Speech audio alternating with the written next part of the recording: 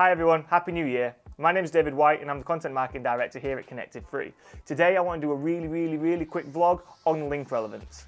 Now, just before the Christmas break, link relevancy was all over my LinkedIn page and all over my Twitter feed. It seems that people in the industry were talking about it a lot more. And it always kind of confuses me and baffles me when I see people talking about link relevancy, because it seems to come in waves throughout the year where people will talk about it. And people talk about it as if it's something new. When the truth is, link relevancy and the relevancy of links, now important that is, isn't new. It's a fact that Google has been taking into account for at least the past 4 years. So today I want to talk to you about how do we understand how to make our links relevant, how do we measure that?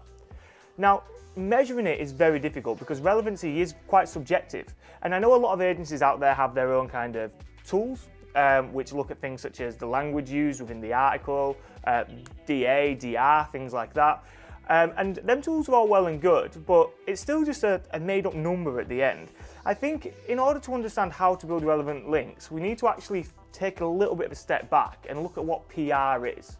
Okay, so forget digital PR for 2 seconds. What is public relations? Well, public relations is building relationships, be that with customers, pending customers, investors. It's building relationships. Now, if you're going to put something out there to the media, you're going to want to make sure that you're building the relationships with the people who you want to build a relationship with. Like I said, that could be new customers, current customers, investors, or whatever. And obviously the story that we push out to build that relationship should be one that is of interest to them. And I believe that that's what relevancy is.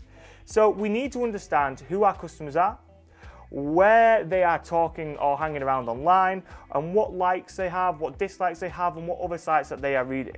Once you gather that information, which you can do via tools such as social listening, Spark, Toro, BuzzSumo. In fact, I've done another vlog on this very subject, which we will link to in the description.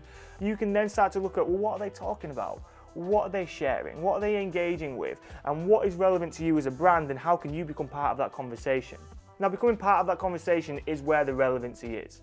Because we know that in digital PR, we can't just go forward and sell. So for example, if I am a travel agent, just for example, I cannot go to the media saying, buy holidays to Spain, buy holidays to Portugal. Now, you can do, and you might get some pickup, but you're not going to get a lot of pickup because it's very promotional. And when you start talking to journalists and media in that kind of sense, even though it's super relevant, they're gonna maybe be less likely to cover you because it is more of an advertorial, more than an editorial. So what you need to do is understand who your customers are. So for the sake of this example, holiday goers, right? Well, where are they going? Say they're going to Spain. What are they looking for? Are they looking for sunshine? Are they looking for family-friendly vacations? Are they looking for nightlife? Are they looking for culture? And when you start to understand what it is that they're looking for, who your customers are, you can then say, well, actually, we can become part of that conversation. We can become part of the conversation that our customers want to have. And that, for me, is relevant. So in the sake of a travel agent, it could be something like the sunniest areas across Europe, or the best areas in Europe for off the beaten track culture, or something along those lines.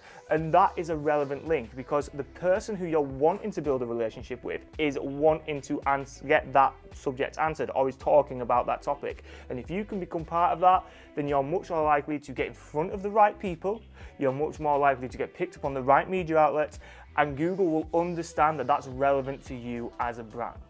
I see a lot of people going out there and analysing the surrounding text of the link.